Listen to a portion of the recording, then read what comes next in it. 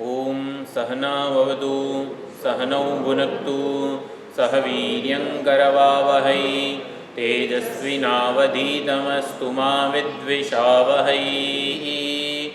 ओम शान्ति शान्ति शान्तिः। हरिः ओम श्री गुरुभ्यो नमः। हरिः ओम।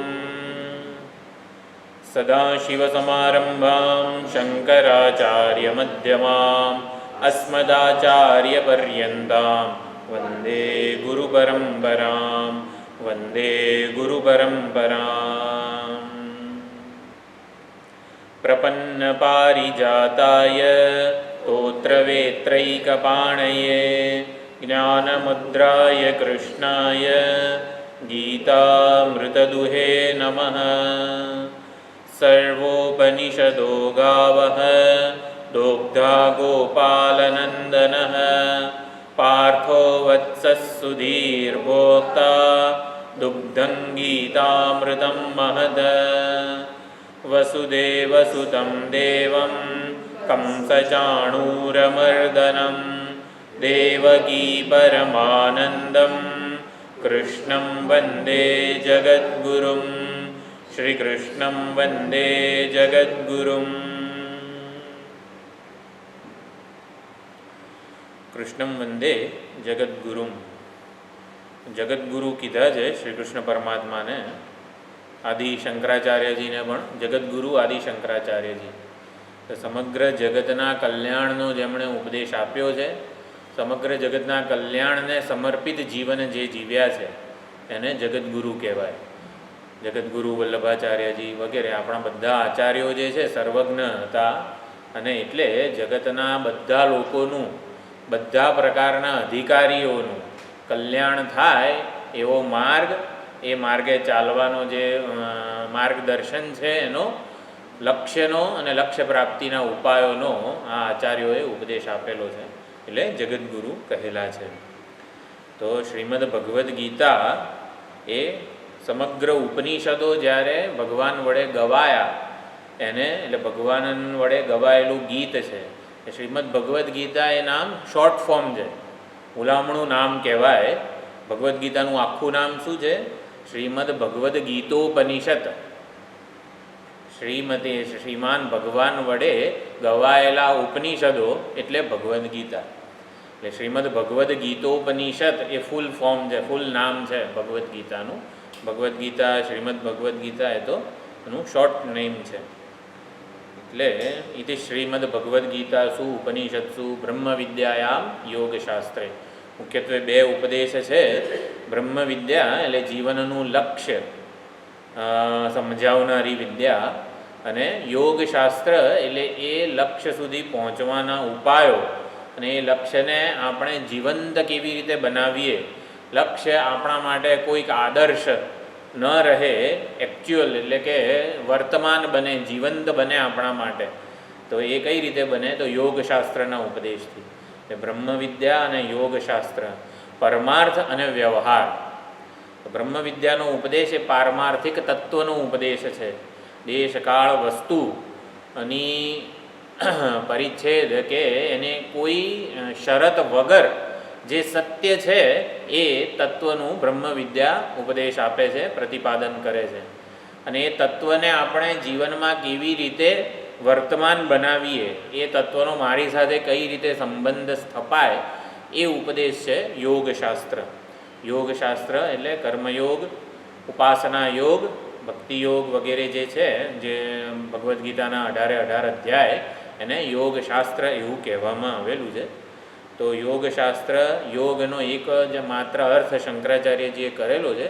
समग्र भगवद गीता में योगनो अर्थ है तत्प्राप्ति उपाय, परमात्मानी प्राप्तिना उपाय ने योग कीधेलू है।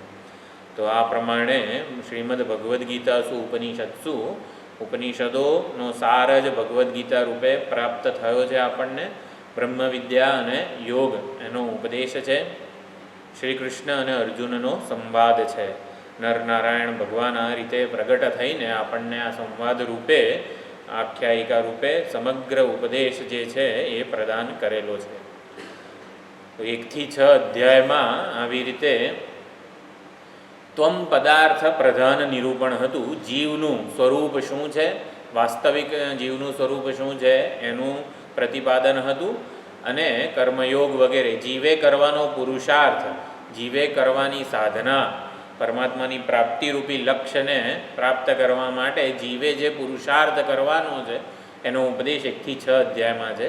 7 થી 12 અધ્યાયમાં ઈશ્વરનો અનુગ્રહ, ઈશ્વરની શરણાગતિ, ઈશ્વરની ભક્તિ એ વિષય છે. તો ઈશ્વરનું સ્વરૂપ શું છે, માત્ર જીવના પુરુષાર્થથી લક્ષ્ય સુધી પહોંચાય એવું નથી. ઈશ્વરની કૃપા પળે પળે, ક્ષણે ક્ષણ આપણને એની અનિવાર્યતા છે. એટલે ઈશ્વરના સ્વરૂપને જાણીએ, ઈશ્વરનો મહિમા, વિભૂતિ વગેરે આપણે જાણીએ તો ઈશ્વરની ભક્તિ જે હૃદયમાં છે એ પ્રગટ થાય છે. ઈશ્વર પ્રેમ બહારથી ખરીદવાની, લાવવાની જરૂર નથી. આપણે ઈશ્વરને જ પ્રેમ કરીએ છીએ સૌથી વધુ. આપણે જાણતા નથી કે મારો પ્રેમ ઈશ્વર પ્રતિ કેન્દ્રિત છે. ભગવદ્ ગીતા, ભાગવત વગેરે શાસ્ત્રોથી ખબર પડે છે કે હું સૌથી વધારે ઈશ્વરને જ પ્રેમ કરું છું, ચાહું છું. ઈશ્વર જ મારા માટે સૌથી વધારે મહત્ત્વનો છે. એ શાસ્ત્રો ઈશ્વરમાં પ્રેમ જન્માવે છે એના કરતાં હૃદયસ્થ ઈશ્વર પ્રેમને પ્રગટ કરે છે. તો આ પ્રમાણે શાસ્ત્રોનું વિચારભાથું છે. તો 7 થી 12 અધ્યાયમાં ભગવાન, ભક્તિ અને ભક્ત આ 3 વસ્તુ જે છે એના સ્વરૂપનું પ્રતિપાદન થયેલું છે. 7મા અધ્યાયનું નામ છે જ્ઞાન વિજ્ઞાન યોગ. તો ઈશ્વરના સ્વરૂપનું જ્ઞાન એટલે કે શાસ્ત્રો આપણને ઈશ્વર વિષયક જે સમજ આપે છે એને જ્ઞાન કહેવાય. અને એ સમજ જ્યારે આપણે, વિજ્ઞાનનો અર્થ ભક્તિ પણ કરેલો છે ઘણા આચાર્યોએ, કે જ્ઞાન પ્રાપ્તિનું સાધન એને વિજ્ઞાન એટલે કે ભક્તિ કીધેલી છે. અને બીજો અર્થ આપણા અનુભવમાં જે પરમાત્મ તત્વ છે એની સાચી સમજ આપણને આવી રીતે, એટલે અનુભવમાં છે એની સાચી ઓળખ આપણને શાસ્ત્ર આપે એને વિજ્ઞાન કીધેલું છે. જે વસ્તુ આપણા અનુભવમાં હોય અને આપણે એને યથાર્થ સ્વરૂપે ઓળખતા ન હોઈએ તો પછી આપણને અનુભવાયેલી વસ્તુની યથાર્થ ઓળખ આપવી પડે. ઈશ્વર તત્વ આપણા હૃદયસ્થ ઉપલબ્ધ છે ચૈતન્ય સ્વરૂપે, આપણે ઓળખતા નથી. એટલે જે અનુભવમાં છે, અનુભવાઈ રહ્યો છે એની સાચી સમજ આપણને આપે તો એને વિજ્ઞાન કહેવામાં આવે છે. એટલે ઈશ્વર તત્વનું જ્ઞાન પણ મહત્ત્વનું છે, વિજ્ઞાન પણ મહત્ત્વનું છે. બંને જરૂરી છે. બીજો અર્થ કરેલો સગુણ સાકાર સોપાધિક સ્વરૂપ, ઈશ્વરનું સગુણ સાકાર સોપાધિક સ્વરૂપ એને જ્ઞાન કહેવાય. ઈશ્વરના સગુણ સાકાર સોપાધિક સ્વરૂપનું જ્ઞાન પ્રાપ્ત કરીએ તો આપણને હંમેશા એવું લાગે કે આ જે રામ છે, કૃષ્ણ છે, શંકર ભગવાન છે, ગણપતિજી છે એ આપણાથી જુદા છે. એટલે સગુણ સાકાર સોપાધિક સ્વરૂપમાં જુદાઈ રહી જાય છે. જ્યારે નિર્ગુણ, નિરાકાર, નિરુપાધિક સ્વરૂપ છે એનું વિજ્ઞાન કહેવામાં આવે છે. એને જાણીએ તો ભક્ત ભગવાનથી જુદો રહેતો નથી. એટલે અભેદ જ્ઞાનને વિજ્ઞાન કહેવામાં આવે છે. ઘણા બધા અર્થ આપણે જ્ઞાન અને વિજ્ઞાનના જોયા છે. મુખ્યત્વે એ જ અહીંયા વિષય રહેલો છે. તો ઈશ્વર તત્વનું જ્ઞાન મત્તઃ પરતરમ નાન્યત કિંચિદ અસ્તિ ધનંજય, મારાથી ઉત્કૃષ્ટ, મારાથી સમાન કે મારાથી નિમ્ન કક્ષાનું કંઈ જ આ જગતમાં નથી. મયી સર્વમિદમ પ્રોતમ સૂત્રે મણિગણા ઇવ, હું આ જગતને ધારણ કરનાર સૂત્ર છું અને મારામાં જગત પરોવાયેલું છે. એટલે જેમ ભરતકામના તાણાવાણા હોય, આપણા વસ્ત્રના તાણાવાણા હોય, ભરતકામનો દોરો હોય, એમાં સંપૂર્ણ ચિત્ર કે વસ્ત્ર પરોવાયેલું છે. એવી રીતે આપણને આ જે રંગબિરંગી જે જગત ચિત્ર દેખાય છે એનો એકમાત્ર દોરો ભગવાન છે. મયી સર્વમિદમ પ્રોતમ, હું જગતરૂપી દૃશ્યનો આ જે સર્જન છે એનો તાણાવાણો છું એવું ભગવાન કહી રહ્યા છે. એ મારા સિવાય હકીકતમાં અહીંયા બીજી કોઈ વાસ્તવિકતા નથી. કઈ રીતે ભગવાનને આપણે તાણાવાણા રૂપે સ્વીકારી શકીએ? બલમ બલવતામ ચાહમ કામરાગ વિવર્જિતમ, બુદ્ધિમાનની બુદ્ધિ હું છું, તેજસ્વીનું તેજ હું છું વગેરે શ્લોકો દ્વારા ભગવાને પોતાની વિભૂતિનું, વિજ્ઞાનનું જાણે કે વર્ણન કરેલું. મત્તઃ પરતરમ નાન્યત એ શ્લોકને જ્ઞાન કહેવાય રસોહમ અપ્સુ કૌંતેય વગેરે બધા શ્લોકોને વિજ્ઞાન કહેવામાં આવે છે. ભગવાન વ્યાપ્ત કેવી રીતે છે, એક ભગવાન અનેક રૂપે કેવી રીતે પ્રગટ થયા છે એને વિજ્ઞાન કહેવાય. અનેકમાં રહેલું એક સત્ય કેવી રીતે છે એને જ્ઞાન કહેવાય. જ્ઞાન વિજ્ઞાન ઘણા બધા સુંદર અર્થ આચાર્યોએ આપણને સમજાવેલા છે. તો અને પછી આવું જે જગત છે એ મારી અપરા પ્રકૃતિ છે. અપરા પ્રકૃતિને ધારણ કરનાર ચૈતન્ય સ્વરૂપા પરા પ્રકૃતિ છે. પરા પ્રકૃતિને જાણવી જોઈએ, જે સમગ્ર ભાવોને, સાત્વિક રાજસિક તામસ બધા વિચારોને અને ભાવો એટલે કે પદાર્થોને ઉજાળનાર છે, એના અંતર્યામી સ્વરૂપે છે. તો ત્રિભિર્ગુણમયૈર ભાવૈ એ બિહિ સર્વમિદમ જગત મોહિતમ. તો ત્રણેય ગુણોના પ્રભાવમાં આવવાને લીધે આ જગત મોહિત થયેલું છે. એ જગત એ વેશ ધારણ કરનાર હું છું એવું કોઈ જાણતું નથી. એટલે અજ્ઞાન અથવા તો સંસાર બંધનનું કારણ આ 13મા શ્લોકમાં કીધું. એમાંથી છૂટવાનો ઉપાય મામે વયે પ્રપદ્યંતે માયામેતામ તરંતી તે. મારું જે શરણ સ્વીકારે છે, તો ઈશ્વરની શરણાગતિ, ઈશ્વરની ભક્તિ આ સંસાર બંધનથી મુક્તિનો ઉપાય છે એવું 14મા શ્લોકમાં કીધું. પ્રપત્તિ કે શરણાગતિનો વેદાંતના આચાર્યો ઉપલબ્ધિ અર્થ કરે છે. મામ એવ યે પ્રપદ્યંતે, જે મારું જ શરણ સ્વીકારે છે, એટલે કે જે મને હૃદયસ્થ ઉપલબ્ધ જાણી લે છે. વેદાંતના કેવલાદ્વૈતના આચાર્યોએ આવો અર્થ કરેલો છે. ઉપલબ્ધિ, પ્રપત્તિ કે શરણાગતિનો ઉપલબ્ધિ અર્થ કરેલો છે. જે મને હૃદયસ્થ જ ઓળખી લે છે, ઉપલબ્ધ કરી લે છે, એ માયાને તરી જાય છે. એટલે કે આ સમગ્ર દૃશ્ય જગત જે છે એનો જે સાક્ષી, જે ચૈતન્ય હૃદયસ્થ ઉપલબ્ધ છે, એને સ્વરૂપે પરમાત્માને જાણી લઈએ તો પછી આ દૃશ્યોથી પ્રભાવિત ન થઈએ, માયાના ત્રણેય ગુણોથી પ્રભાવિત ન થઈએ. પ્રપત્તિનો ઉપલબ્ધિ અર્થ વેદાંતમાં કરેલો છે. આપણે જિજ્ઞાસુ સાધકો માટે કયો અર્થ કરેલો છે પ્રપત્તિનો? આપણા માટે મહત્વનો અર્થ પ્રપત્તિ એટલે શરણાગતિ એટલે જિજ્ઞાસા અર્થ આપણે કરેલો છે. કે એકવાર ઈશ્વર તત્વની જિજ્ઞાસા જન્મે તો પછી એ જિજ્ઞાસા આપણી પાસે શ્રવણ મનન નિધિધ્યાસન ગુરુ સેવા કર્મયોગ ભક્તિયોગ બધું કરાવે છે.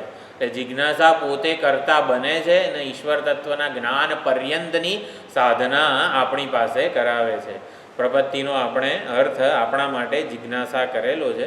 મામેવયે પ્રપદ્યંતે, જે ભક્ત મને આવી રીતે જાણવા માગે છે, એટલે ભગવાન પ્રાપ્તવ્ય દર્શનીયમાંથી જ્ઞાતવ્ય બનવા જોઈએ. આપણા માટે ભગવાનના દર્શન ક્યારે થશે, ભગવાનની પ્રાપ્તિ ક્યારે થશે, એ આપણો પ્રશ્ન કે આપણી ચિંતા ન હોવી જોઈએ. મને ક્યારે ઈશ્વર સ્વરૂપનું જ્ઞાન થશે. એટલે કે જિજ્ઞાસા આપણા માટે વધારે મહત્ત્વની છે, અગત્યની છે. પછી 4 પ્રકારના ભક્તોની વાત કરી, આર્ત ભક્ત, અર્થાર્થી વગેરે. આપણે આર્ત ભક્તનો અર્થ જે દુઃખથી છૂટવા માગે છે, માટે ભગવાનને મદદ માટે પુકારે છે. સામાન્ય અર્થ આ છે. આપણે અર્થ કર્યો જે દુઃખના કારણથી છૂટવા માગે છે. ભગવાન દુઃખ એવી રીતે દૂર કરો કે બીજી વાર આવવું ના જોઈએ. એ દુઃખનું કારણ આ દેહાધ્યાસ છે, અજ્ઞાન છે, ભગવાન એને દૂર કરો. આર્ત ભક્ત એટલે સામાન્ય રીતે ભગવાન દુઃખે છે મદદ કરો વગેરે, એને આર્ત ભક્ત આપણે નથી કીધા, એ સમજવાનું. આર્ત ભક્ત પછી અર્થાર્થી ભક્ત. હંમેશા અર્થાર્થી ભક્ત હોય, ભગવાન એક્ઝામમાં સારા માર્ક લાવી દો, શું છે ઇન્ટરવ્યૂમાં પાસ કરાવી દો વગેરે વગેરે. અર્થાર્થી ભક્ત એટલે સુખના સાધનો. ભાઈ આવું થશે ને તો સુખી થઈશ, ફલાણું થશે તો સુખી થઈશ. અર્થાર્થી ભક્ત સુખના સાધનો ભગવાન પાસે માગે છે. એટલે ડાપણ ખરું એ છે, સુખના સાધનો આજે નહીં તો કાલે, એમાં માત્ર સુખ મળવાનું નથી. એક્ઝામમાં સારા માર્ક આવે તો કાયમ માટે સુખી થઈ જઈએ. એક્ઝામમાં સારા માર્ક આવે ને તો ટેન્શન શું થાય કે ફરીથી આટલા બીજી એક્ઝામમાં લાવવા પડશે. કેટલું ટેન્શન હોય, કેટલી ચિંતા હોય. જેને સામાન્ય 90% જેટલા આવતા હોય ને એ રખડતો હોય, પણ 96-57% વાળો ટેન્શનમાં રહેતો હોય કે આટલા બીજી વાર લાવવા પડશે વગેરે. એટલે સુખના સાધનો નથી માગતો ભગવાન પાસે. ભગવાન આ ઇન્ટરવ્યૂ થઈ જાય, સારી નોકરી મળી જાય, નોકરી થઈ જાય એટલે ખાલી સુખી થઈ ગયા? ના ના, સુખના સાધનો નહીં, પણ ભગવાન સુખ જે માગે છે ભગવાન પાસે અર્થાર્થી ભક્ત છે.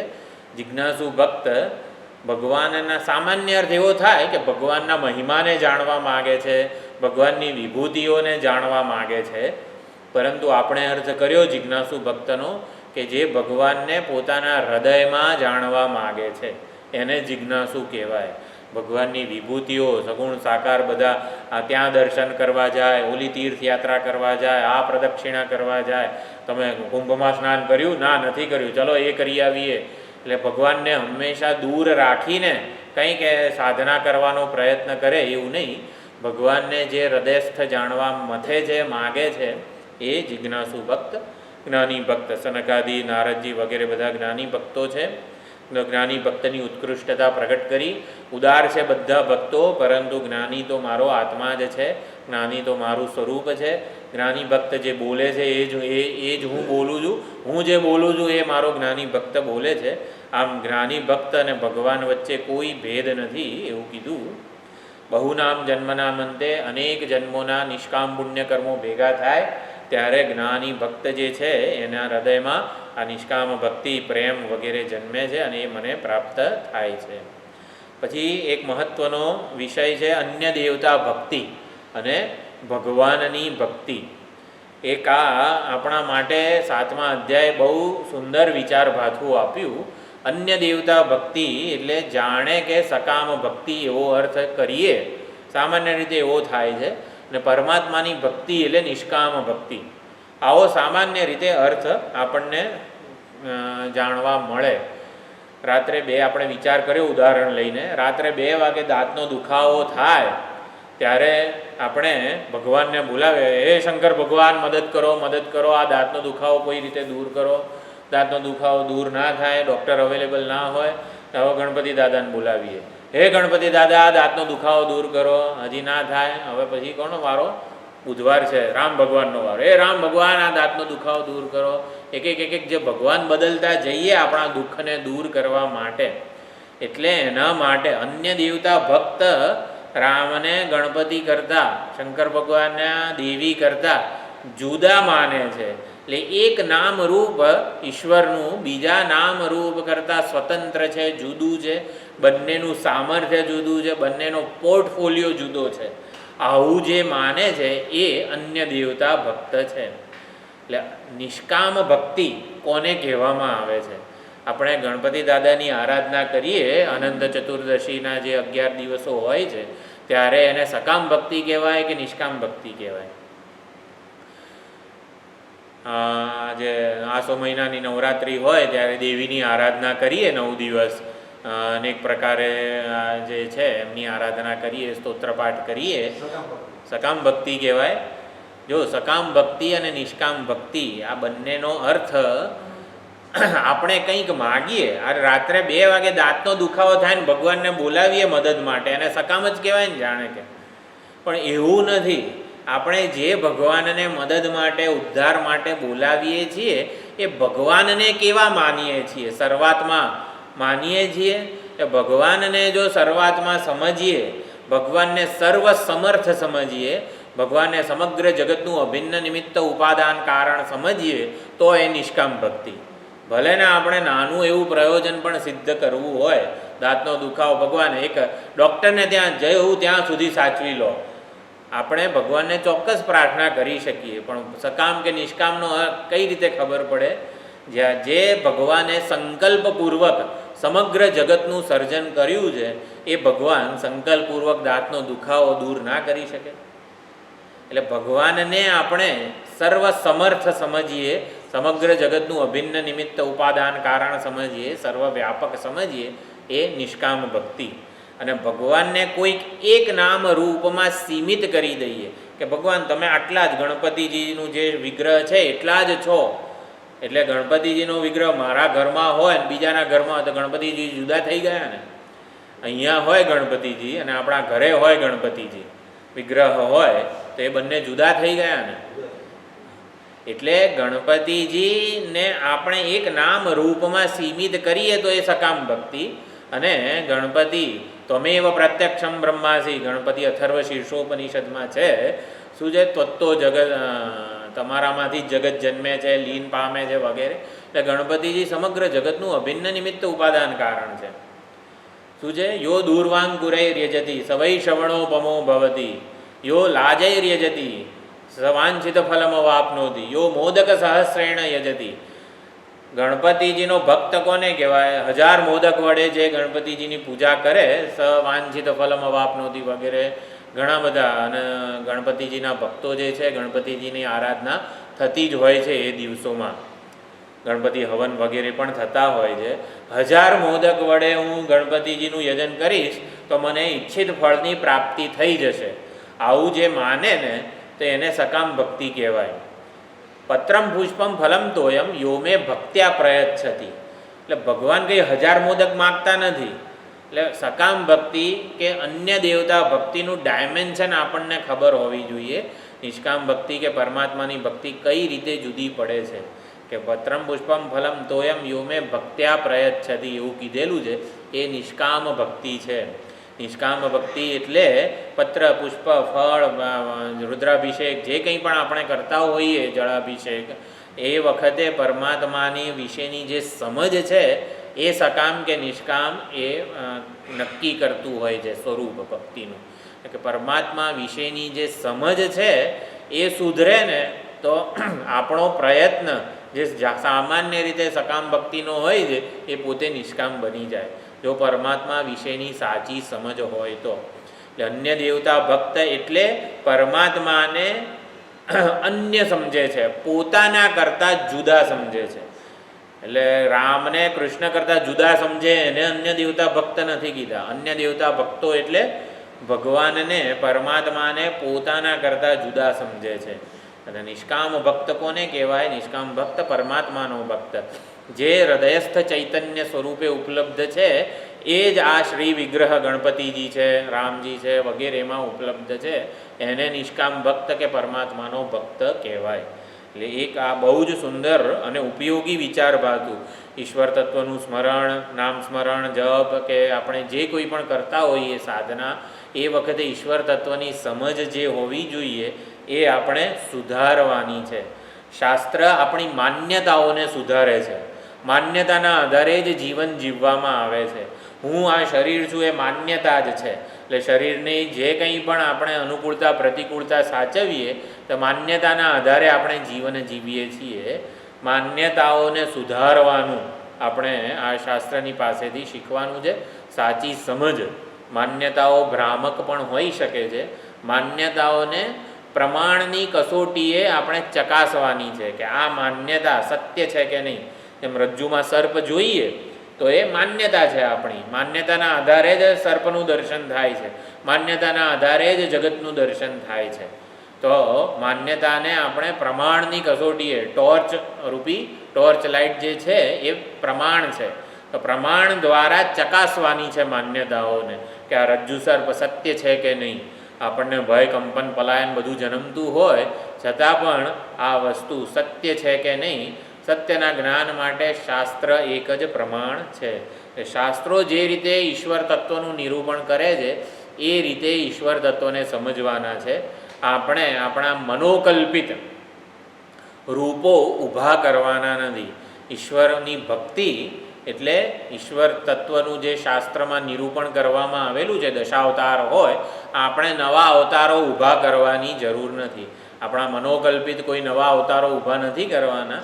શાસ્ત્રમાં જે દશાવતાર છે, શંકર ભગવાન વગેરે જે કંઈ પણ રૂપ રામચરિત માનસમાં આપણા પ્રમાણિત શાસ્ત્રો દ્વારા જે ઈશ્વરના સ્વરૂપને પ્રમાણિત કરવામાં આવેલું છે એની જ ભક્તિ વિહિત છે. વિધાન એનું જ કરવામાં આવેલું છે. તો આ પ્રમાણે અને પછી છેલ્લે પુણ્યકર્માણ દ્રઢવ્રતા. તો દ્રઢવ્રત થઈને જે પુણ્યશાળી લોકો મારું ભજન કરે છે એ આવી રીતે સંસાર બંધનથી છૂટી જાય છે. તો આ પ્રમાણે અધ્યાયનો ઉપસંહાર કરવામાં આવ્યો. 7મા અધ્યાયના અંતે ભગવાને પ્રશ્ન બીજ રોપ્યા હતા અર્જુનમાં તો એ 7મા અધ્યાયના છેલ્લા 2 શ્લોકો જે છે એ એના વિસ્તાર રૂપે 8મો અધ્યાય છે. જેમ 6ઠ્ઠા અધ્યાયના છેલ્લા 2 શ્લોકોમાં ભગવાને 7મા અધ્યાયનું બીજ રોપી દીધું અર્જુનના મનમાં, અને એ બીજના આખા જવાબ રૂપે 7મો અધ્યાય છે. એ જ રીતે 7મા અધ્યાયના છેલ્લા 2 શ્લોકો આપણે બોલીએ અને પછી 8મા અધ્યાયની વિચારણામાં પ્રવેશ કરીએ. 7મા અધ્યાયનો 29મો અને 30મો શ્લોક. ઓમ શ્રી પરમાત્મને નમઃ. શ્રી ભગવાનુવાચ જરા મરણ મોક્ષાય મામાશ્રિત્ય યતન્તિ યે તે બ્રહ્મ તદ્વિદુઃ કૃત્સ્નમ તે બ્રહ્મ તદ્વિદુઃ કૃત્સ્નમ અધ્યાત્મં કર્મ ચાખિલં સાધિભૂતાદિદૈવં માં સાધિયજ્ઞં ચ યે વિદુઃ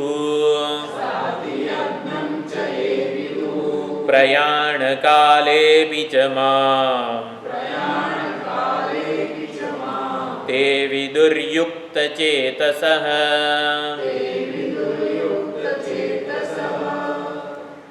આ પ્રમાણે 7 પ્રશ્નો એટલે ના બીજ ભગવાને અહીંયા રોપ્યા છે. જરા મરણ મોક્ષાય મામ આશ્રિત્ય યતંતીએ, જરા અને મરણ વગેરે સંસાર બંધનથી છૂટવા માટે જે મને આશ્રિત થઈને, મને આશ્રિત રહીને યત્ન કરે છે. કોઈ પણ સાધના હોય એ પરમાત્માના આશ્રયે રહીને આપણે કરવાની છે. સાધનાનો અહંકાર, સત્કર્મો કરીએ જો ઈશ્વરના આશ્રય કે ઈશ્વરની આજ્ઞા સમજીને નહીં કરીએ ને તો સત્કર્મોનું અભિમાન વધશે, ઘમંડ વધશે, ગર્વ વગેરે વધે.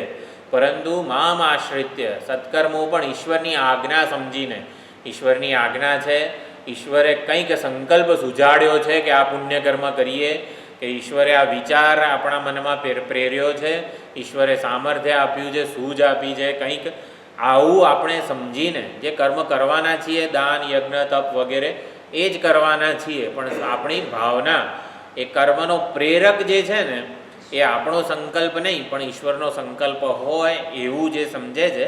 મામ આશ્રિત્ય, ઈશ્વરના આશ્રય રહીને જે યત્ન કરે છે તે કૃત્સ્નમ તત બ્રહ્મ વિદુહુ, તો તે બધા કૃત્સ્ન બ્રહ્મને જાણી લે છે. પરમાત્માના પૂર્ણ, કૃત્સ્ન એટલે સંપૂર્ણ, પરમાત્માને સંપૂર્ણતયા જાણી લે છે. પરમાત્માને નિરુપાધિક નિર્વેશ સ્વરૂપે પણ જાણે છે અને પરમાત્માને એની અનંત વિભૂતિઓ સહિત જાણી લે છે. એ બંને રીતે જાણવા જરૂરી છે. નિર્વેશ પરમાત્માને પણ જાણવા જોઈએ. શ્રીનાથજી દર્શને ગયા હોઈએ તો જે 6-7 દર્શન છે, ગ્વાલ દર્શન, રાજભોગ દર્શન, મંગળા દર્શન, મંગળા દર્શન કેવું સુંદર હોય, નિર્વેશ સ્વરૂપ છે પરમાત્માનો શ્રી વિગ્રહ, હકીકતમાં કેવો છે એના દર્શન થાય. એટલે કોઈક એક દર્શન કરીએ તો ચાલે કે બધા કરીએ તો સંતોષ થાય? બધા દર્શન કરીએ તો સંતોષ થાય ને. મંગળાના દર્શન સૌથી વધારે આપણને આકર્ષક લાગે. ઈશ્વર તત્વ સંપૂર્ણપણે પ્રગટ થયેલું હોય પોતાના મૂળ રૂપે. તો ભગવાનને નિર્વેશ સ્વરૂપે ઓળખવા પણ જરૂરી છે અને એના બધા વેશ, અનંત વેશ છે. હર દેશ મેં તું, હર વેશ મેં તું, તેરે નામ અનેક તું એક હી હૈ. તો એક રૂપે પણ જાણવા જરૂરી છે, અનેક રૂપે પણ જાણવા જરૂરી છે. તો તદ વિદુઃ કૃત્સ્નમ બ્રહ્મ, તો પરમાત્માને કૃત્સ્ન એટલે કે સંપૂર્ણતયા જાણી લે છે. પરમાત્માને એના અધ્યાત્મમ, પરમાત્માના અધ્યાત્મ રૂપને જાણી લે છે. અને પછી કર્મ, અખિલમ કર્મને પણ જાણી લે છે. એટલે કે સંપૂર્ણ જે કર્મ છે, કર્મનો અર્થ વલ્લભાચાર્યજીએ સેવા કરેલો છે. કર્મનો અર્થ શંકરાચાર્યજીએ શ્રવણ મનન નિધિધ્યાસન કરેલો છે. કર્મનો અર્થ જે ગાંધીજી જેવા કર્મયોગી ભક્તો હોય એમણે આવી રીતે કર્મયોગ વગેરે કરેલો છે કે જેનાથી સંપૂર્ણ આ સૃષ્ટિ જળવાઈ રહે છે, સહયજ્ઞા પ્રજા વગેરે યજ્ઞ વગેરે કરેલો છે. જુદા જુદા આચાર્યોએ આ બધા અર્થ સંગત છે ને બધા અર્થ આપણે માણી શકીએ ને એવા છે. બધા આચાર્યો જે છે ને એ સર્વજ્ઞ હતા. અને સર્વજ્ઞ કોને કહેવાય? આપણે વિચાર કર્યો, જગતગુરુ કીધા છે બધા આચાર્યોને.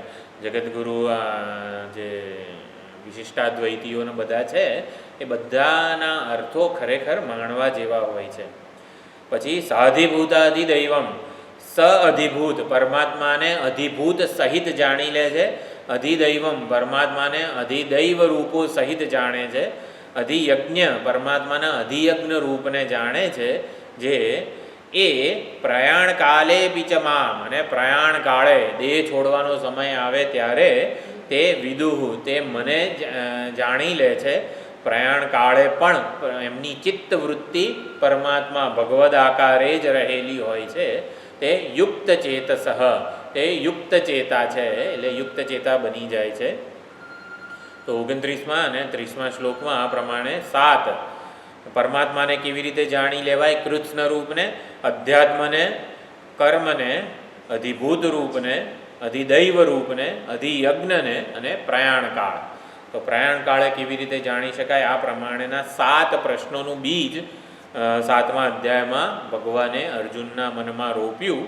એટલે પછી અર્જુન આવી રીતે 8મા અધ્યાયમાં એ પ્રશ્નો પૂછે છે. પહેલાં 2 પ્રશ્નો છે એ આવી રીતે અર્જુનના પ્રશ્નના રૂપમાં જ છે. તો 8મો અધ્યાય 8મો અધ્યાય અક્ષર બ્રહ્મયોગ. અક્ષર બ્રહ્મયોગ નામ છે. પ્રણવ બ્રહ્મયોગ એવું પણ નામ છે, કારણ કે ઓમકારની ઉપાસનાનું પણ અહીંયા આમાં થોડુંક નિરૂપણ થયેલું છે. અને મહાપુરુષ યોગ, અખંડાનંદજી મહાપુરુષ યોગ એવી રીતે પણ નિરૂપણ કરે છે. એટલે આગલા શ્લોકમાં જે હતું 7મા, ભગવાનના આશ્રય રહીને જરા મરણથી છૂટવા માટે પુણ્યકર્મીઓ, પુણ્યકર્મ કરનારાઓ દૃઢવ્રત થઈને, નિષ્પાપ થઈને આ ભક્તો પરમાત્માને કેવી રીતે સંપૂર્ણતયા જાણી લે છે? એટલે એ પ્રશ્ન છે. સંપૂર્ણતયા જાણવું એટલે સૌથી પહેલાં હૃદયસ્થ જાણવું, અને હૃદયસ્થ પરમાત્માને સર્વત્ર આપણે જાણવા જોઈએ. એ રીતે અધ્યાત્મ, અધિભૂત, અધિદૈવ અને અધિયજ્ઞ આ રૂપોને પણ એ જાણી લે છે, ઓળખી લે છે. પ્રગટ થનાર અધિભૂત વગેરે રૂપે પણ એ પરમાત્માને ઓળખી લે છે. તો 7મા અધ્યાયમાં દૈવી હેષા ગુણમયી વગેરે કીધું. માયોપાધિ બ્રહ્મનું, માયોપાધિ પરમાત્માનું નિરૂપણ કર્યું. એટલે કે માધ્યમ સહિત જાણે કે પરમાત્માના સ્વરૂપનું પ્રતિપાદન થયેલું છે. તો એ જગત કારણ બ્રહ્મને જગતના આવી રીતે અંતરાત્મા અંતર્યામી રૂપે જે કીધું, રસોહમપ્સુ કૌંતેય વગેરે બધા શ્લોકો દ્વારા પરમાત્મા જગતમાં વ્યાપ્ત કેવી રીતે છે ને એ સમજાવવામાં આવેલું છે. તો એ જગતમાં વ્યાપ્ત કેવી રીતે છે એને ઉપલક્ષણ અથવા તો તટસ્થ લક્ષણ બનાવીને જગતમાં પરમાત્મા વ્યાપ્ત કેવી રીતે છે એનો સાધન તરીકે, તીર તરીકે ઉપયોગ કરે છે ઉત્તમ અધિકારી. ઉત્તમ અધિકારી આ બધા જે 7મા અધ્યાયમાં જે વિચાર ભાથું આપવામાં આવ્યું એનો તીર, સાધન, તટસ્થ લક્ષણ કે ઉપલક્ષણ તરીકે ઉપયોગ કરે છે. દ્વાર તરીકે ઉપયોગ કરીને પરમાત્માના મૂળ સ્વરૂપને ઓળખી લે છે. અને જે મધ્યમ અધિકારી છે એના માટે 7મો અધ્યાય કેવો હતો? તો કે ભાઈ ઈશ્વરનું જે આ સગુણ સાકાર સોપાધિક માયોપાધિ રૂપ હતું એની એ ઉપાસના કે ભક્તિ કરે છે. એટલે ઉત્તમ અધિકારી એનો જ્ઞાન માટે ઉપયોગ કરે છે. મધ્યમ અધિકારી જે છે એના માટે માયોપાધિ ઈશ્વર આરાધ્ય છે, ઉપાસ્ય છે, પૂજનીય છે. તો આવા મહાન ઈશ્વરની આપણે સેવા કરવી જોઈએ, એમની આરાધના કરવી જોઈએ, પત્રમ પુષ્પમ ફલમ તોયમ વગેરે રીતે. તો આ પ્રમાણે 7 પ્રશ્નો એનું વૃત્તિસ્થાનીય ગ્રંથ છે 8મો અધ્યાય. તો આપણે હવે 8મા અધ્યાય ઉપર નો શ્લોક બોલીએ. છેલ્લો છે યુક્ત ચેતસઃ. 7મા અધ્યાયનો છેલ્લો શબ્દ છે. આ યુક્ત શબ્દ છે ને ભગવાનને બહુ જ ગમે છે. ભગવદ્ ગીતામાં કેટલીય વાર યુક્ત શબ્દ વાપરેલો છે. શોધજો આખી ભગવદ્ ગીતા લઈને યુક્ત શબ્દ કેટલી વાર. થોડાક ઉદાહરણો આપીએ. 4થા અધ્યાયમાં કર્મણ્ય કર્મયઃ પશ્યેત અકર્મણિ ચ કર્મયઃ સબુદ્ધિમાન મનુષ્યેષુ સહ યુક્ત કૃત્સ્ન કર્મકૃત. તો યુક્ત શબ્દ ત્યાં પણ છે. યુક્તાહાર વિહારસ્ય યુક્ત ચેષ્ટસ્ય કર્મસુ યુક્ત સ્વપ્નાવબોધસ્ય યોગો ભવતી દુઃખ. ઘણા બધા શ્લોકોમાં યુક્ત શબ્દ છે. તેમે યુક્ત તમામતાહ 12મા અધ્યાયમાં ભક્તોનું નિરૂપણ કરેલું છે. તે જે શ્રદ્ધયા પરયોપેતાહ તેમે યુક્ત તમામતાહ, તે યુક્તતમ છે, તે ભગવાન સાથે જોડાઈ ગયા છે, યુક્ત થઈ ગયા છે. મૂળ 6ઠ્ઠા અધ્યાયમાં તો ઘણા બધા યુક્ત શબ્દ મળશે. યદા વિનિયતમ ચિત્તમ આત્મન્યેવાવતિષ્ઠતે નિસ્પૃહ સર્વકામેભ્ય યુક્ત ઇત્યુચ્યતે તદા વગેરે વગેરે બધા શ્લોકો છે. એટલે યુક્ત ચેતા, યુક્ત ચેતસ પ્રથમા બહુવચન છે, યુક્ત ચેતા પ્રથમા એકવચન થાય. તો યુક્ત ચેતા કોને કહેવાય? યુક્ત એટલે ઉચિત, ઉચિત પણ એનો અર્થ થાય છે યથાર્થ અથવા યોગ્ય, ઉચિત શબ્દ છે. તો જેના ચિત્તમાં ઔચિત્ય અવતરિત થઈ ગયું છે, યાથાત્મ્ય, ઈશ્વર તત્વનું યાથાત્મ્ય જેના ચિત્તમાં અવતરિત થઈ ગયું છે એને યુક્ત ચેતા કહેવાય. કે જે આવી રીતે ઈશ્વરને એના મૂળ યથાર્થ સ્વરૂપે જાણી ચૂક્યો છે. એટલે યુક્ત ચેતા માટે આ સર્વ કંઈ ઈશ્વર સ્વરૂપ જ થઈ જાય છે. અને બીજો એટલે ઈશ્વરનું ધ્યાન, નિષ્કામ ઉપાસના એ પણ અહીંયા આવી રીતે 8મા અધ્યાયનો વિષય છે. અને સકામ ઉપાસના જે કૃષ્ણગતિ અને શુક્લગતિ વગેરે જે છે એનું પણ અહીંયા નિરૂપણ છે. ઈશ્વર તત્વનું જ્ઞાન 7મા અધ્યાયમાં આપેલું છે. એટલે જ્ઞાન જે છે ને એનું એ વિચાર એનું સાધન છે. એટલે જ્ઞાન પ્રમાણથી થાય, એટલે પ્રમાણના ક્ષેત્રમાં છે જ્ઞાન, અને વસ્તુને ઓળખાવનાર છે યથાર્થ સ્વરૂપે. તો ઈશ્વર તત્વનું જ્ઞાન આપણને શાસ્ત્રરૂપી પ્રમાણથી, આ ગ્રંથો પુરાણો વગેરે પ્રમાણથી થાય. ઈશ્વર તત્વનું ધ્યાન, એ ધ્યાન છે ને એ જીવનને ઘડનાર છે. જ્ઞાન ઘડે નહીં, જ્ઞાન તો વસ્તુ જેવી છે ને એને ઓળખાવે, એને પ્રકાશિત કરે. જ્યારે ધ્યાન, ઈશ્વર તત્વનું ધ્યાન અને ઈશ્વર તત્વનું જ્ઞાન, આ બે વસ્તુને સમજવાનો પ્રયત્ન કરીએ. ઈશ્વર તત્વનું જ્ઞાન પણ જરૂરી છે, પરંતુ આપણે આપણા જીવનનું ઘડતર કરવું હોય તો ઈશ્વર તત્વનું ધ્યાન જરૂરી છે.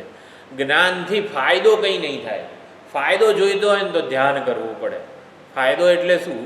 કે એટલે ધ્યાન કરવાથી નિર્માણ થાય. એટલે નિર્માણના ક્ષેત્રમાં ધ્યાન રહેલું છે. ધ્યાન નિર્માણ કરે છે, આપણને ઘડે છે. આપણને શાસ્ત્રમાં જે સત્યનું નિરૂપણ થયેલું છે એ સત્યને અનુરૂપ આપણને ઘડે છે, ઘડતરનું કામ કરે છે ઈશ્વર તત્વનું ધ્યાન, ઉપાસના વગેરે. આપણે જેવું જીવન બનાવવા માગીએ છીએ એવું જીવન આપણે ધ્યાનથી ઘડી શકીએ છીએ, બનાવી શકીએ છીએ. જ્ઞાનથી આપણા જીવનનું નિર્માણ ના થાય. જ્ઞાન તો જેવું છે એને માત્ર પ્રકાશિત કરે છે. જ્યારે ઈશ્વર તત્વનું ધ્યાન જે છે એ આપણા જીવનના ઘડતર માટે બહુ જ મહત્ત્વનું છે. કોઈ પણ જૂની કોઈ ટેવ હોય, આદત હોય, એને છોડવી હોય તો જ્ઞાન કામનું નથી. સિગારેટ જે છે એ ભાઈ હાનિકારક છે, તો જ્ઞાન શું કરે કે ભાઈ આ વસ્તુ હાનિકારક છે, આનાથી કેન્સર થાય ને બધું થાય. આ વસ્તુને યથાભૂત પ્રકાશિત કરે, વસ્તુ જેવી જેવી પ્રકાશિત કરે. છોડાવે ખરું આપણને સિગરેટથી? જૂની ટેવ છોડવી એ જ્ઞાન, જાણવા માત્રથી છૂટતી નથી. પરંતુ ઈશ્વરનું ધ્યાન આ સિગરેટ વગેરે કોઈ પણ કુટેવ કે જે કંઈ પણ હોય એનાથી છોડાવનારી છે. એટલે ઈશ્વર તત્વનું ધ્યાન જે છે ને એ અહીંયા 8મા અધ્યાયમાં કઈ રીતે આપણે અનન્ય ચેતા સતતમ વગેરે બધા સુંદર શ્લોકો છે. ઈશ્વર તત્વનું ધ્યાન એવી રીતે કરીએ કે પ્રયાણ કાળે પણ ઈશ્વરની વૃત્તિ આપણામાં ટકી રહે. તો ઈશ્વર તત્વનું ધ્યાન કેવી રીતે કરવું એ અહીંયા આપણા માટે અહીંયા વિચારભાથું છે. સંસારથી છોડાવનારું છે ઈશ્વર તત્વનું ધ્યાન. એટલે સંસારની આસક્તિ, સંસારના બંધનો વગેરે જે છે એના માટે સહજ જે આકર્ષણ હોય છે, આપણું મન નવરું પડે એટલે એને પ્રિય કે ઈષ્ટ વિષયોનું ચિંતન કરે. તો એ મન કેવી રીતે નવરું પડે ને ઈશ્વરનું ચિંતન કરે એ અહીંયા 8મા અધ્યાયમાં આપણને વિચારપાતું એનું મળે છે. સંસારનું આકર્ષણ છૂટી જાય એવું વિચારપાતું 8મા અધ્યાયમાં છે. એટલે જ્ઞાન અને ધ્યાન આ બે વસ્તુનો ભેદ અહીંયા સમજાવેલો છે. તો પહેલો શ્લોક આપણે બોલીએ. ઓમ શ્રી પરમાત્મને નમઃ. અથ અષ્ટમોऽધ્યાયઃ. શ્રી અર્જુન ઉવાચ. કિં તદ્બ્રહ્મ કિમધ્યાત્મં કિં કર્મ પુરુષોત્તમ અધિભૂतं ચ કિં પ્રોક્તમ અધિદૈવં કિમુચ્યતે અધિયજ્ઞઃ કથં કોત્ર દેહેऽસ્મિन् મધુસૂદન પ્રયાણકાલે ચ કથં જ્ઞેયોऽસि નિયતાત્મભિઃ. તો 7મા અધ્યાયનો જે છેલ્લો શબ્દ હતો યુક્ત ચેતસઃ, એ યુક્ત ચેતાનું જ બીજું નામ અહીંયા બીજામાં નિયતાત્મભિઃ, નિયતાત્મા એવું કહેલું છે અર્જુને. નિયતાત્મા વડે પ્રયાણ કાળે ભગવાન તમે કેવી રીતે જણાયેલા થઈ જાઓ છો. તો ઈશ્વર તત્વનું પ્રયાણ કાળે દર્શન કરવું, ધ્યાન કરવું, ઈશ્વરની વૃત્તિ, આપણા ઈષ્ટ દેવતાની મનોવૃત્તિ અંતકાળે જન્મે અને બની રહે. અંતકાળની બધી વાતો છે, કેટલાય પુરાણોમાં છે, ગરુડ પુરાણ વગેરેમાં સાંભળીએ તો હલી જઈએ આપણે. 1 કરોડ વીંછીઓ એક સાથે ડંખ મારે આવી બધી વાતો છે. ત્યારે જે વેદના થાય ત્યારે ક્યાં મનોવૃત્તિ આપણી ભગવાનમાં જળવાઈ રહે. કયો શ્લોક છે આ? કૃષ્ણત્વદીય પદપંકજ પંજરાંતઃ અદ્યૈવ મે વિશતુ માનસ રાજહંસઃ પ્રાણઃ પ્રયાણ સમયે કફવાત પિત્તૈઃ કંઠાવરોધન વિધૌ સ્મરણં કુતસ્તે. વિષ્ણુઓનો બહુ પ્રસિદ્ધ શ્લોક છે. કૃષ્ણ ત્વદીય પદપંકજ પંજરાંતઃ, મારું મનરૂપી પક્ષી આપના ચરણ કમળરૂપી પાંજરામાં કેદ થઈ જાય. અદ્યૈવ મે વિશતુ માનસ રાજહંસ, મારો માનસ રાજહંસ આપના ચરણ કમળરૂપી પાંજરામાં અત્યારે જ પ્રવેશી જાય. અત્યારે ભાઈ પ્રયાણકાળની વાત નથી, અત્યારે જીવું છું, યુવાન છું ત્યારે જ, એમ વ્યવહાર કરી રહ્યો છું ત્યારે જ. તો કેમ પ્રયાણકાળે જેનું ચિંતન થશે ને એને એવો ભાવ પ્રાપ્ત થઈ જશે. અત્યારે જલસા કરો ને. ના ના, પ્રાણ પ્રયાણ સમયે, પ્રાણનો પ્રયાણ થવાનો વારો આવે ત્યારે કફ, વાત અને પિત્ત, આ જે ધાતુઓ છે એનો પ્રકોપ એટલી બધી ઉદ્દીપન થઈ ગઈ હોય છે કે કંઠાવરોધન વિધૌ, કંઠ અવરુદ્ધ થઈ જાય. અને ત્યારે સ્મરણમ કુતસ્તે, આપનું સ્મરણ ભગવાન ક્યારે થશે, કઈ રીતે થઈ શકે, એના કોઈ જ આવી રીતે સંભાવના નથી. માટે મારું મન અત્યારે જ આપના ચરણ કમળરૂપી પાંજરામાં કેદ થઈ જાય એવી પ્રાર્થના કરેલી છે. તો અહીં અર્જુન પૂછે છે કિમ તદ બ્રહ્મ, એ બ્રહ્મ, અરે એ પરમાત્મા સંબોધન કયું છે? મધુસૂદન સંબોધન છે. હે મધુસૂદન, એ તત્ બ્રહ્મ શું છે, કોણ છે, એમનું સ્વરૂપ શું છે, અધ્યાત્મ શું છે, કિમ કર્મ પુરુષોત્તમ, હે પુરુષોત્તમ કર્મ શું છે, અધિભૂત શું છે, અધિદૈવ કોને કહેવામાં આવે છે, અધિયજ્ઞ કથં કોત્ર દેહેસ્મિન મધુસૂદન. હે મધુસૂદન, અત્ર, અત્ર એટલે આ જગતમાં અધિયજ્ઞ કોણ છે? જો અત્રનો અર્થ સામાન્ય રીતે આપણને થાય, અત્ર એટલે અહીંયા ત્રાલ પ્રત્યય છે, સપ્તમી વિભક્તિ, દેશના અર્થમાં વપરાય છે, કાળના ત્રાલ પ્રત્યય દેશ અને કાળ બંને માટે. યત્ર અને યથા, યથા નહીં, આપણે બે રીતે વપરાતો હોય છે. અત્ર તત્ર સર્વત્ર યત્ર વગેરે. એટલે અત્ર અને અસ્મિન બંને સપ્તમી વિભક્તિ જ છે. અસ્મિન પણ આવી રીતે સપ્તમી વિભક્તિ છે અને અત્ર, તો અત્ર એટલે અહીંયા અને અસ્મિન એટલે પણ આ દેહમાં અહીંયા. તો અસ્મિન આ દેહ જોડે જાય છે અને અત્ર એટલે આ જગતમાં. આ જગતમાં અધિયજ્ઞ કોણ છે અને આ દેહમાં અધિયજ્ઞ કોણ છે? આચાર્યોએ જુદો અર્થ આ રીતે સમજાવેલો છે. પ્રયાણ કાળે આપનું સ્મરણ કેવી રીતે થાય વગેરે આ શબ્દો છે. તો એક પુરુષોત્તમ સંબોધન છે અને બીજું સંબોધન મધુસૂદન છે. તો પુરુષોત્તમનો અર્થ ઉત્તમ પુરુષ એવો થાય. ઉત્તમ પુરુષ એટલે ક્ષર પુરુષ અને અક્ષર પુરુષ એના કરતાં પણ જે ઉત્તમ છે, અતીત છે એવા પુરુષોત્તમ પરમાત્મા. અને મધુસૂદન, મધુ અને કૈટભ આ બે રાક્ષસો હતા. જે આપણે નવચંડીનો પાઠ કરીએ દુર્ગા સપ્તશતીનો એ વખતે શરૂઆતમાં જ આ મધુ અને કૈટભ જે રાક્ષસો છે એની વાત આવે છે. શું છે? વિષ્ણુ કર્ણ સમુદ્ભૂતો. કર્ણ વિષ્ણુ ભગવાનના કર્ણમાંથી મેલ રૂપે મેલમાંથી આ મધુ અને કૈટભનો જન્મ થયેલો છે. એ મધુને નું સુદય હતી એમનો મારનાર આ ભગવાન મધુસૂદન કહેવાયા. એ આખી કથા જે નવચંડીમાં જે આપણે દુર્ગા સપ્તશતીમાં છે. તો મધુ નામનો દૈત્ય આવી રીતે ઉત્પન્ન થયો અને બ્રહ્માજીને મારવા માટે ઉદ્યત થયો. ત્યારે પછી બ્રહ્માજીએ પ્રાર્થના કરી કે ભગવાન આને તમે મારો. ભગવાન યોગ નિદ્રામાં પોઢેલા હતા એ સમયે, એટલે અજ્ઞાનથી આવૃત્ત હતા. એટલે મધુ કૈટભ બંને આવી રીતે, મધુ અને કૈટભ એટલે રાગ અને દ્વેષ. મધુ એટલે આપણને જે પ્રિય છે એટલે મધુ કહેવાય. એટલે મધુનો અર્થ રાગ કર્યો છે, કૈટભ એટલે દ્વેષ. તો જે 7મા અધ્યાયમાં દ્વંદ્વ મોહેન ભારત જે કીધું હતું, ઈચ્છા દ્વેષ સમુત્થેન દ્વંદ્વ મોહેન ભારત, એ ઈચ્છા અને દ્વેષ એટલે મધુ અને કૈટભ.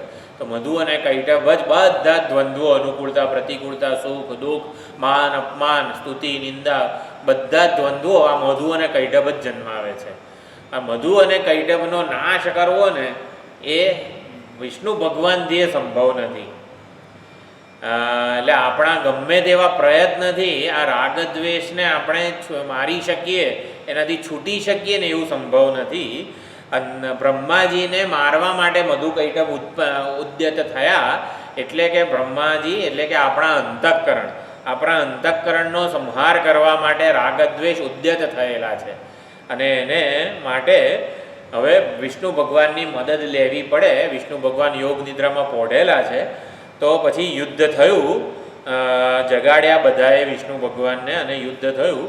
તો 5000 વર્ષ સુધી વિષ્ણુ ભગવાન અને મધુ કૈટભનું યુદ્ધ ચાલેલું છે. મધુ અને કૈટભ વિષ્ણુ ભગવાનથી પણ પરાસ્ત થતા નથી. એટલે પછી વિષ્ણુ ભગવાને ભગવતી મહામાયા દેવી જે છે એનું ધ્યાન ધર્યું, દેવીની આરાધના કરી વિષ્ણુ ભગવાને. અને પછી દેવીને કીધું કે તમે કોઈક રીતે આ દૈત્યોની બુદ્ધિને છે ને ભ્રમિત કરો. એટલે દેવીએ દૈત્યોની બુદ્ધિ ફેરવી નાખી. અને બુદ્ધિ ફેરવી એટલે હંમેશા આ કહેવામાં આવે છે, દેવો જેનું કલ્યાણ કરવા માગે ને એમાં શું વિચાર મૂકે, અને દેવો જેનું અધપતન કરવા માગે ને એમાં કુવિચાર મૂકે. એટલે દેવો કંઈ આમ હાથમાં વજ્ર લઈને આવે અને આપણને મદદ કરે, રક્ષણ કરે એવું નહીં. સારો વિચાર મૂકીને આપણું રક્ષણ પાલન પોષણ કરે. એકાદ આવી રીતે તુક્કો એવો મૂકે કે આપણે પછી સત્સંગથી ને બધાથી છૂટી જઈએ. હા, એટલે આપણા ભગવાનને પ્રાર્થના કરવાની હંમેશા કે આ જે આ કાકુ વાક્ય પણ જે આપણે વિચાર કર્યો ત્યાં છાંદોગ્ય ઉપનિષદમાં કે બ્રહ્મ વિદ્યા ભણીએ ને એ દેવોને પસંદ નથી, એટલે દેવો કંઈક વિઘ્ન ઊભું કરે. હકીકતમાં આને કાકુ ઉક્તિ કહેવાય. કાકુ ઉક્તિ એટલે વિદ્યાર્થીને આપણે ધમકાવીએ ને કે તું નહીં ભણ, તું શું આપણે નહીં ભણે તો આવી રીતે લારી ખેંચવી પડશે. એટલે આને કાકુ ઉક્તિ કહેવાય. તું હાથ ધોયા વગર જમીશ તો દાદાને ગમશે નહીં. એટલે શું કે દાદાને ના ગમે ને એટલે જમવાનું જ નહીં ને મારે. આમ સામાન્ય અર્થ એવો પણ બાળક કાઢી શકે, દાદાને નહીં ગમે ને માટે હવે મારે જમવાનું નહીં, એવું નથી હકીકતમાં. હાથ ધોઈને જમ એટલો ખાલી એનો તાત્પર્ય છે. નાના બાળકને કહેવું હોય કે હાથ ધોઈને જમ તો એ સીધે સીધું નથી કરવાનું. એવું કહીએ ને કે તું હાથ ધોઈને નહીં જમે તો દાદાને નહીં ગમે, આને કાકુ ઉક્તિ કહેવાય. એમ દેવો પ્રતિબંધ નાખે છે એ હકીકતમાં કાકુ ઉક્તિ છે. દેવો તો આપણને બ્રહ્મ વિદ્યા માટે અધિકારી બનીએ આપણે એવા આશીર્વાદ જ આપે છે. દેવો કોઈ દિવસ આપણા માર્ગમાં પ્રતિબંધ ઊભો ના કરે. આપણે દેવતા આરાધન જે છે એટલે કે દેવતા આરાધન એટલે એ દેવતા આરાધનવાળું જીવન જીવવું જોઈએ, દેવતાઓના અનુગ્રહની પ્રાર્થના કરવી જોઈએ એવો અર્થ ત્યાં છે. એવી જ રીતે અહીંયા શું છે, વિષ્ણુ ભગવાને દેવીની આરાધના કરી. દેવીએ દૈત્યોની બુદ્ધિ જે છે એ ફેરવી નાખી. દૈત્યો સામેથી બોલ્યા, હે વિષ્ણુ ભગવાન, તમે આવી રીતે 5000 વર્ષ સુધી અમારી સામે યુદ્ધ કરેલું છે અને માટે અમે અમારા બે સાથે તમે એકલા લડ્યા છો, માટે અમે તમારા ઉપર પ્રસન્ન છીએ. મધુ અને કૈટભ વિષ્ણુ ભગવાનને કહે છે કે અમે તમારા ઉપર પ્રસન્ન છીએ, વરદાન માગો.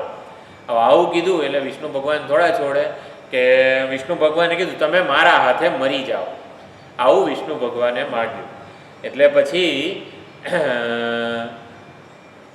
ત્યારે મધુ કૈટભ કહે છે, આવામ જહી ન યત્રોર્વી સલિલેન પરિપ્લુતા. અમને એવી જગ્યાએ મારો જ્યાં ઉર્વી એટલે કે પૃથ્વી સલિલેન વર્જિતા એટલે પાણી વગરની હોય. એટલે પાણી વગરની હોય એવી જગ્યાએ અમને આવી રીતે મારો. હવે એ કાળે યોગ નિદ્રામાં હતા, પ્રલયકાલીન જળમાં સૂતેલા હતા ભગવાન. જમીન કે પૃથ્વીનો તો ઉત્પન્ન જ નહોતું થયું, સર્જન જ નહોતું થયું જગતનું. ચારે બાજુ જળ જળ જળ હતું. એટલે આવામ જહીના યત્રોર્વી સલિલેન પરિપ્લુતા. આવી રીતે તો અમે એવી જગ્યાએ મારો કે જ્યાં પાણી ના હોય. તો એવી પૃથ્વી લાવવી ક્યાંથી? તો ભગવાને પોતાની જાંઘ ઉપર પછી આવી રીતે મધુ કૈટભ વગેરે જે દૈત્યો છે એનો સંહાર કરેલો છે. એટલે મધુ અને કૈટભ કહે છે કે પાણી એટલે કે આર્દ્ર ન હોય એ જગ્યાએ મારો. એટલે સૌથી પહેલાં તો એવું છે કે વિષય રસ જ્યાં ન હોય ને ત્યાં જ રાગ અને દ્વેષનો સંહાર થવાનો છે. એના વગર મધુ અને કૈટભ રાગ અને દ્વેષનો સંહાર થઈ શકે નહીં. એટલે સંસારમાં વિષય ભોગો જે છે એના માટેનો રસ જ્યાં નથી ને ત્યાં જ રાગ દ્વેષનો સંહાર થઈ શકે, એનાથી મુક્તિ થઈ શકે.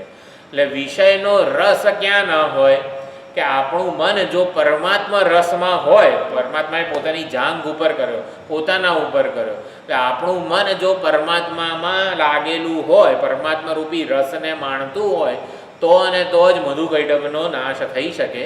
અને બીજું, રાગ દ્વેષ જે છે ને એ કોઈનાથી આવી રીતે મરાય એવા નથી, એનાથી નિવૃત્તિ ભગવાને ના કરી શક્યા. એટલે રાગદ્વેષ પોતે જાણે કે પ્રસન્ન થાય અને કહે કે અમને મારો વગેરે, એટલે વરદાન માગવાનું કીધું. એટલે રાગદ્વેષ પોતે આપણને છોડે એવું કંઈક કરવું પડે.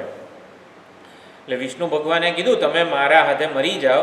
એટલે રાગદ્વેષ સ્વયં મરવા તૈયાર ન થાય ને ત્યાં સુધી એમને કોઈ મારી શકે નહીં. એટલે રાગદ્વેષને મારવા માટે એમની સ્વીકૃતિની જરૂર છે.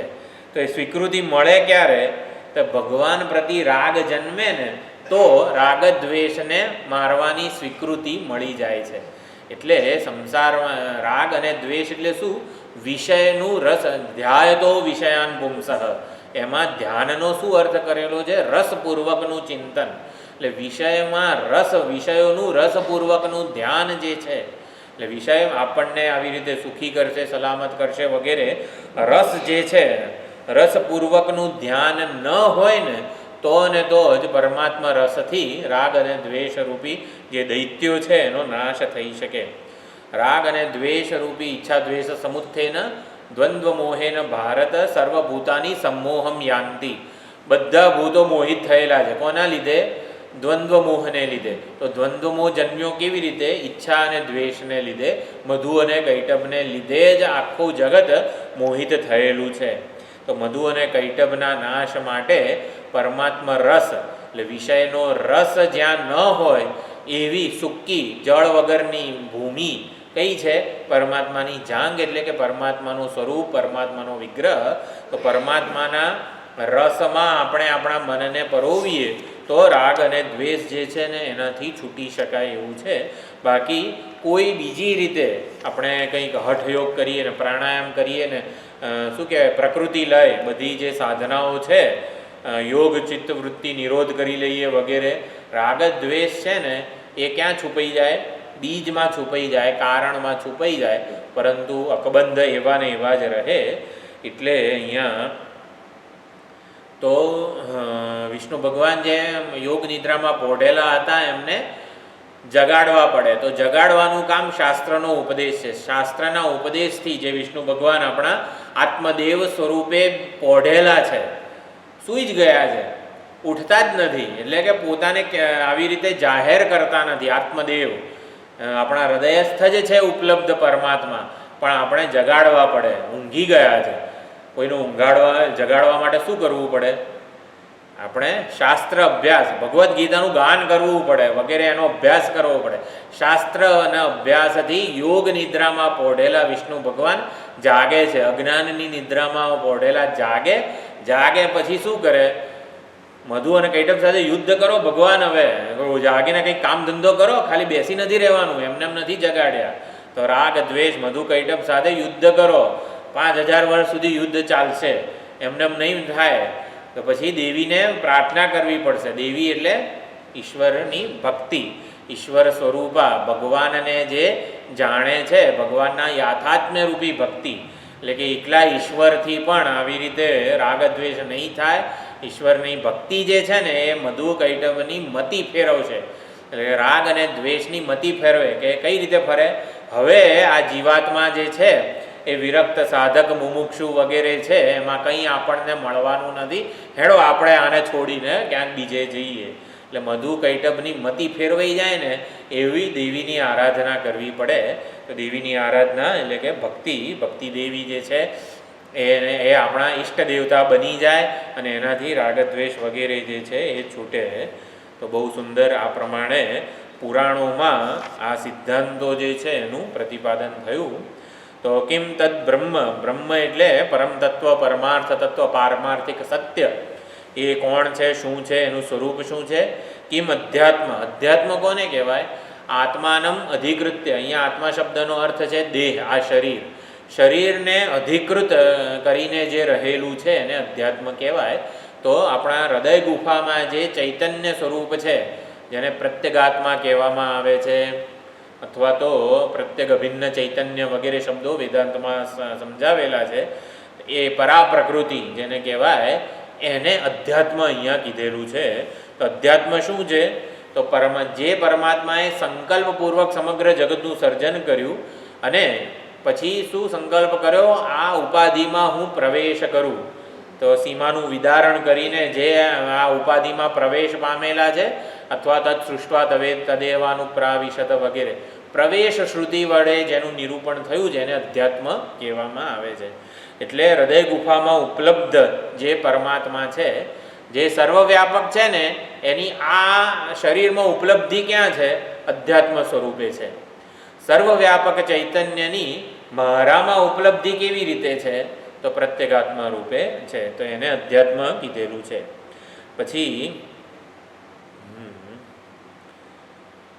ભગવાનના કિમ કર્મ પુરુષોત્તમ. તો ઈશ્વરનો સંકલ્પ શું છે?